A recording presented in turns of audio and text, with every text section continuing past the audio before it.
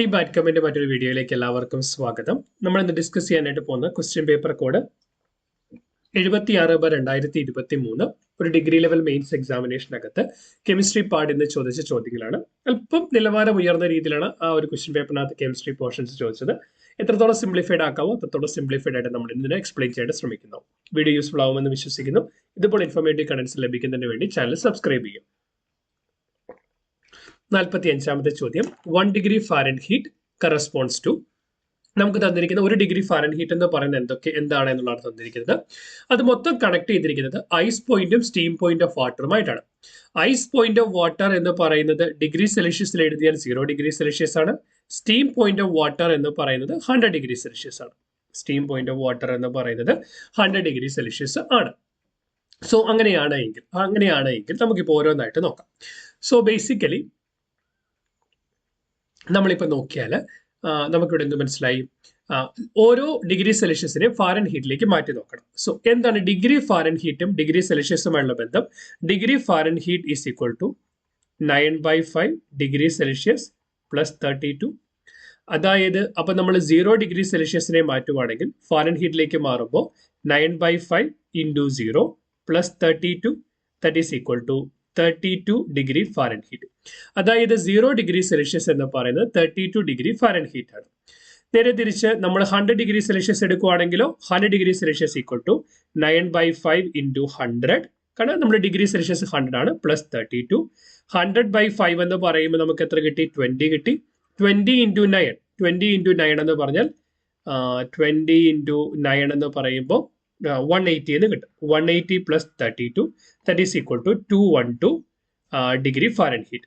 അപ്പം ഇവിടെ നോക്കി, ഐസ് പോയിന്റ് ഓഫ് വാട്ടർ എന്ന് പറയുന്നത് 32 degree Fahrenheit, steam point of water എന്ന് പറയുന്നത് 212 ഡിഗ്രി ഫാരൻഹീറ്റ്. ഇവ തമ്മിലുള്ള വ്യത്യാസം എന്ത് വരും? 212 degree Fahrenheit minus 32 degree Fahrenheit എന്ന് പറയുമ്പോൾ നമുക്ക് എന്ത് കിട്ടും? 180 ഡിഗ്രി ഫാരൻഹീറ്റ് എന്ന് കിട്ടും. നമുക്ക് 180 ഡിഗ്രി ഫാരൻഹീറ്റ് എന്ന് കിട്ടും. ഇവരോട് ചോദിച്ചിരിക്കുന്നത് എന്താ? 1 ഡിഗ്രി ഫാരൻഹീറ്റ് എത്ര? അപ്പൊ 180 ഡിഗ്രി ഫാരൻഹീറ്റ് എന്ന് പറയുന്നത് സ്റ്റീം പോയിന്റും ഐസ് പോയിന്റും തമ്മിലുള്ള വ്യത്യാസമാണെങ്കിൽ 1 ഡിഗ്രി ഫാരൻഹീറ്റ് എന്ന് പറയുന്നത് അതിന്റെ 1/180 ആയിരിക്കും. സോ എന്താണ് 1 ഡിഗ്രി ഫാരൻഹീറ്റ് എന്ന് പറയുന്നത്? 1 ഡിഗ്രി ഫാരൻഹീറ്റ് എന്ന് പറയുന്നത് 1/180 of the interval between ice point and steam point of water.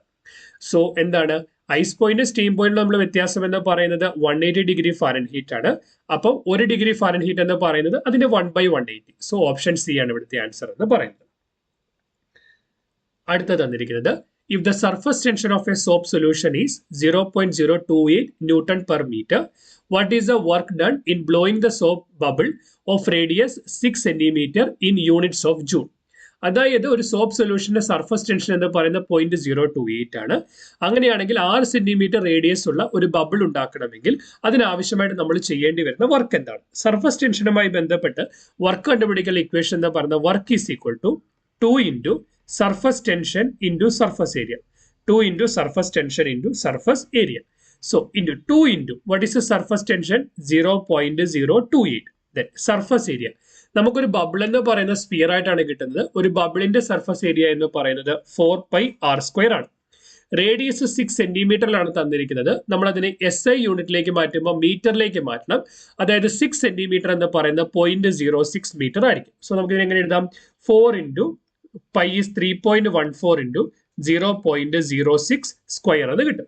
So ഇതിന്റെ കൂടെ ഇത് മൾട്ടിപ്ലൈ ചെയ്യണം. 4 ഇൻറ്റു 3.14 ഇൻറ്റു 0.06 സ്ക്വയർ എന്ന് കിട്ടും. സോ ഇത് നമ്മൾ ഇതിനെ സിംപ്ലിഫൈ ചെയ്ത് കഴിഞ്ഞാൽ നമുക്ക് കിട്ടാനായിട്ട് പോകുന്നത് 0.00253. ഓപ്ഷൻ എ ആയിരിക്കും ഇവിടുത്തെ ആൻസർ എന്ന് പറയുന്നത്. Which of the following is the origin of characteristic X-ray? So origin of characteristic X-ray, താഴെ പറയുന്നവയിൽ സ്വഭാവ എക്സ്റേകളുടെ ഉത്ഭവം.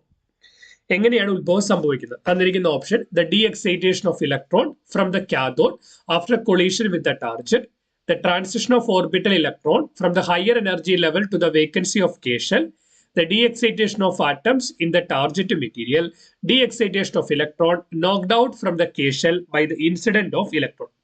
സോ ബേസിക്കലി നമ്മൾ എക്സ്റേസ് കൺസിഡർ ചെയ്യുമ്പോൾ എക്സ്റേ എന്ന് പറയുന്നത് ഹയർ എനർജി, എക്സ്റേ എന്ന് പറയുന്നത് ഹയർ എനർജി ഉള്ള റേഡിയേഷൻസ് ആണ്. സോ ബേസിക്കലി ഒരു ഹയർ എനർജി ലെവലിൽ നിന്ന് ലോവർ എനർജി ലെവലിൽ, കാരണം കെ ഷെൽ എന്ന് പറയുന്ന ആദ്യത്തെ ഷെല്ലാണ്, അപ്പൊ എന്താണ് ലോവർ എനർജി ലെവലാണ്. അപ്പൊ ഹയർ എനർജി ലെവലിൽ നിന്ന് ലോവർ എനർജി ലെവലിലേക്ക് ഒരു ഇലക്ട്രോണിക് ട്രാൻസിഷൻ സംഭവിക്കുമ്പോൾ, ഒരു ഹയർ എനർജി ലെവലിൽ നിന്ന് ലോവർ എനർജി ലെവലിലേക്ക് ഒരു ഇലക്ട്രോണിക് ട്രാൻസിഷൻ സംഭവിക്കുമ്പോൾ എന്ത് സംഭവിക്കും? അതിന്റെ കയ്യിലുള്ള എക്സസ് ഓഫ് എനർജി റിലീസ് ചെയ്യപ്പെടും. എക്സസ് ഓഫ് എനർജി റിലീസ് ചെയ്യപ്പെടും. ആ സിക്സ് എക്സ്റേക്ക് ഹയർ എനർജി ഉള്ളത് കൊണ്ട് തന്നെ ഹയർ എനർജി ലെവലിൽ നിന്ന് ലോവർ എനർജി ലെവലിലേക്ക് ഡീഎക്സൈറ്റ് ചെയ്യപ്പെടുമ്പോൾ ജനറേറ്റ് ചെയ്യുന്ന എനർജി വഴിയായിട്ടായിരിക്കും എക്സ്റേസ് പ്രൊഡ്യൂസ് ചെയ്യപ്പെടുക. സോ ആൻസർ എന്ന് പറയുന്നത് ഓപ്ഷൻ ബി 47 ഓപ്ഷൻ ബി ആയിരിക്കും.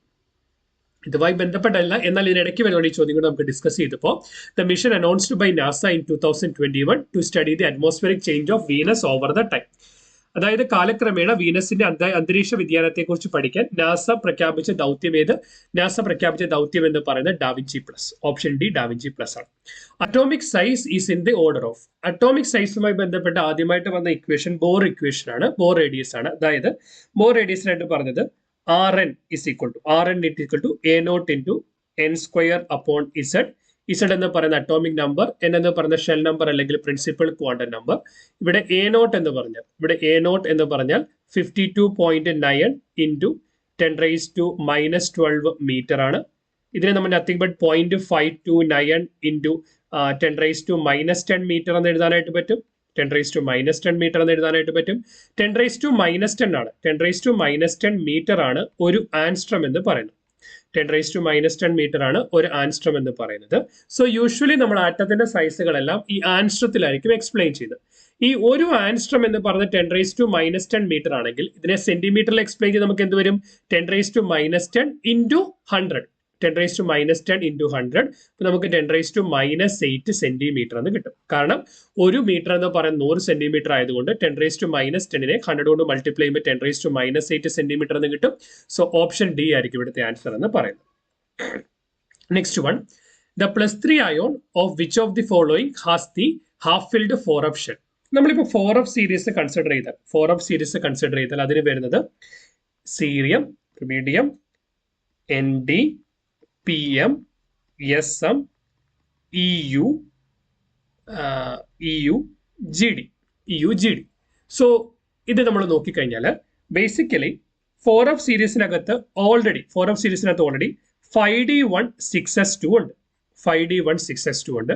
സോ സീരിയം എന്ന് പറയുന്ന 4f1, ഇത് 4f2, ഇത് 4f3, ഇത് 4f4, ഇത് 4f5, ഇത് 4f6, ഇത് 4f7 ആണ്. സോ ബേസിക്കലി +3 സ്റ്റേറ്റ് എന്ന് പറയുമ്പോൾ 3 ഇലക്ട്രോൺ വെളിയിൽ പോകണം. അപ്പോൾ ഓൾറെഡി 5D1ലും 6s2ലുമായിട്ട് നമുക്ക് എത്രയുണ്ട്? 3 ഇലക്ട്രോൺ ഉണ്ട്. അപ്പോൾ +3 സ്റ്റേറ്റ് എന്ന് പറയുമ്പോൾ ഈ 3 ഇലക്ട്രോൺ വെളിയിൽ പോയാൽ, +3 സ്റ്റേറ്റ് എന്ന് പറയുമ്പോൾ 3 ഇലക്ട്രോൺ വെളിയിൽ പോയാൽ ബാക്കി 4fൽ എത്ര ഇലക്ട്രോൺ വരും? ഗഡോലിനത്തിന്റെ 4fൽ 7 ഇലക്ട്രോൺ വരും. സോ ഒരു 4f സബ്ഷെല്ലിനെ സംബന്ധിച്ചിടത്തോളം മൊത്തം 14 ഇലക്ട്രോൺ ആണ് പറ്റുന്നത്. അതിന്റെ ഹാഫ് ഷെൽ എന്ന് പറയുമ്പോൾ 7 ഇലക്ട്രോൺ. സോ അപ്പൊ ഇതിന്റെ ആൻസർ ആയിട്ട് ഇത് വരും. ആൻസർ ആയിട്ട് വരുന്നത് പറയുന്നത് ഗഡോലിനിയമാണ്. കാരണം ഗഡോലിനിയത്തിന്റെ കോൺഫിഗറേഷൻ എന്ന് പറയുന്നത് 4f7 5D1 6s2 ആണ്. അപ്പോൾ ഈ പറയപ്പെടുന്ന +3 എന്ന് പറയുമ്പോൾ ഔട്ടർ ഷെല്ലിലുള്ള 3 ഇലക്ട്രോൺ പോയി കഴിഞ്ഞാൽ പിന്നെന്താണ്? എഫ് ഓർബിറ്റിൽ 7 ഇലക്ട്രോൺസ് ആയിരിക്കും ഉണ്ടായിരിക്കുക. സോ ഓപ്ഷൻ സി ഗഡോലിനിയമാണ് ഇവിടുത്തെ ആൻസർ എന്ന് പറയുന്നത്. Which drug is not under the chemical class of indole? ഇൻഡോളിന്റെ ക്ലാസ്സിൽ വരാത്ത കെമിക്കൽ ഡ്രഗ് ഏതാണ്? ഇൻഡോൾ എന്ന് പറയുന്നത് ബേസിക്കലി ഒരു ബെൻസീൻ റിങ്ങും. സോ ഇതാണ് ഇൻഡോളിന്റെ സ്ട്രക്ചർ എന്ന് പറയുന്നത്. ഈ ഇൻഡോളിന്റെ സ്ട്രക്ചർ സിമിലർ ആയിട്ട് അല്ലെങ്കിൽ ആ സ്ട്രക്ചറിന്റെ മോഡിഫൈഡ് വേർഷൻസ് വരുന്നതാണ് ക്വിനിഡിൻ അല്ലെങ്കിൽ ക്യൂനിൻ അല്ലെങ്കിൽ ക്യാംറ്റോതൈസിൻ എന്നൊക്കെ പറയുന്നത്. പക്ഷെ ആ ക്ലാസ്സിൽ വരാത്തതാണ് അട്രോപ്പിൻ എന്ന് പറയുന്നത്. സോ ആൻസർ എന്ന് പറയുന്നത് ഓപ്ഷൻ സി അട്രോപ്പിൻ ആണ്. Which of the following an illegal drug derived from the hemp plant cannabis sativa? കഞ്ചാവ് സറ്റീവ എന്ന് പറയുന്ന ചണച്ചെടിയിൽ നിന്ന് ഉരുത്തിരിഞ്ഞിരുന്ന നിയമവിരുദ്ധ മയക്കുമരുന്ന് ഏത് എന്ന് പറയുന്നത് മരിജ്വാന. ഓപ്ഷൻ ബി മരിജ്വാനയാണ് ഇവിടുത്തെ ആൻസർ എന്ന് പറയുന്നത്. ക്ലിയർ? ഈ വീഡിയോ യൂസ്ഫുൾ ആയെന്ന് വിശ്വസിക്കുന്നു. ഇതുപോലെ ഇൻഫോർമേറ്റീവ് കണ്ടന്റ്സ് ലഭിക്കുന്നതിന് വേണ്ടി ചാനൽ സബ്സ്ക്രൈബ് ചെയ്യുക. ക്ലാസ്സിനെ അഭിപ്രായം കൂടി മറക്കാതെ കമന്റ് ചെയ്യുക. Keep watching, keep learning. Thanks for watching. By.